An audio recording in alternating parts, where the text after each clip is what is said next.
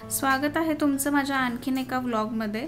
तर आज सकाळी इंस्टाग्रामला एक रील आली होती आणि ते प्लेस पुण्यामध्ये आहे हे समजल्यानंतर आम्ही ठरवलं ते एक्सप्लोअर करायचं।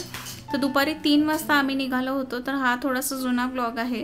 तर त्या दिवशी पुण्यामध्ये पाऊस पडत होता। जाताना आम्हाला अक्षय आणि शीतलला पिकअप करायचं होतं। त्यांना पिकअप करून आम्ही निघालो आमच्या फायनल डेस्टिनेशनकडे।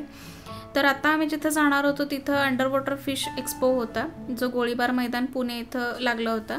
आम्ही तिथं पोहोचलो आणि आम्हाला असं आधीच थोडंसं वाटलं होतं की हे जास्त फिरायचं असेल, त्यामुळे आम्ही विवांसाठी प्रॅम घेतला होता।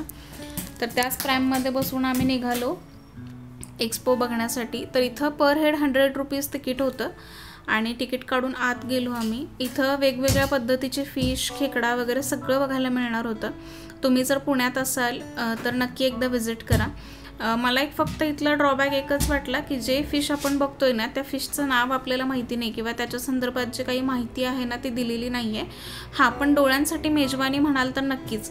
तर इथं हा एक टँक होता आणि सगळे फिश ना एकाच कोपऱ्यात आले होते। कळालं नाही काय झालं होतं त्या फिशचं। आणि विवान पण इथं मस्तपैकी अगदी एन्जॉय करत होता। त्याला ते पळणार काय आहे हे कळत नव्हतं, पण ते बघताना त्याला खूपच छान वाटत होतं। आणि गणेश त्याला ते समजवण्याचा प्रयत्न करत होता की हा फिश आहे। तर त्याचं सगळं त्याला कळत नव्हतं की कुठल्या माशाकडे बघावं। सगळे मासे पळत होते त्यामुळे त्याची नजर पण भिरभिर आपली चालली होती। तर इथं आणखीन एक मोठा टँक होता आणि त्याच्यामध्ये म्हणजे प्रत्येक टँकमध्ये वेगवेगळ्या प्रजातीचे मासे वगैरे इथं बघायला मिळत होते।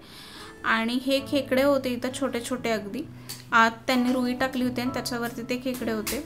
इथं आम्ही आलो तेव्हा हा सगळ्यात मोठा फिश टँक होता आणि इथले मासे पण बऱ्यापैकी मोठेच होते। तर हे बघताना मजा खूप येत होती आणि स्पेशली ना इथे लहान मुलं जी आली होती ना ती खूपच एन्जॉय करत होती, कारण त्यांच्यासाठी हे काहीतरी नवीनच होतं। तुम्ही थोडक्यात म्हणू शकता समुद्री जीवन त्यांनी इथं उभारलं होतं आणि वेगवेगळ्या पद्धतीचे इथं मासे बघायला मिळत होते। मला सगळ्यात आवडलेला पार्ट जो होता तो हा होता, कारण इथं ना खूप छान असे अगदी छोटे छोटे मासे होते। आणि आम्ही विवानला ते दाखवायचा प्रयत्न करत होतो, पण त्याला दिसलं की आपली आई आली आहे म्हटल्यानंतर त्याला बाकी काहीच नको होतं। त्याचं असं होतं की मला फक्त आईकडे सोडा। पण गणेश त्याला घेऊन थांबला होता त्यामुळे मी हे शूट करू शकले। तर इथूनच पुढे गेल्यानंतर छोटे, त्याच्यापेक्षा थोडेसे मोठे आणि थोडे मोठे असे वेगवेगळ्या पद्धतीने त्यांनी माशांचं सेग्रिगेशन करून ठेवलं होतं आणि हे बघताना खूपच छान वाटत होतं। म्हणजे हे प्लेस पुण्यात आहे असं अजिबात वाटत नव्हतं। आपण कुठल्या तरी बाहेरच्या देशात आलो असं या टनेलमध्ये गेल्यानंतर वाटत होतं। लहान मुलांना घेऊन गेला तर नक्कीच ते इथं एन्जॉय करतील। तुम्ही जर असाल पुण्यामध्ये तर गोळीबार मैदानला हा एक्सपो आहे। आत्ता सध्या आहे की नाही माहिती नाही, पण एका आठवड्याभरापूर्वी तर नक्कीच होता। तर इथं पुढे आल्यानंतर हे थोडे मोठे मासे होते आणि प्रत्येक जण ह्याचं ना बुमरँग वगैरे बनवत होते तिथे। इंस्टाग्रामवरती पण बऱ्याच जणांनी हे पोस्ट केलं होतं। इंस्टाग्रामवरती बऱ्याचशा रील्स याच्या व्हायरल झाल्या होत्या आणि तेच बघून आम्ही मग इथे यायचं ठरवलं होतं।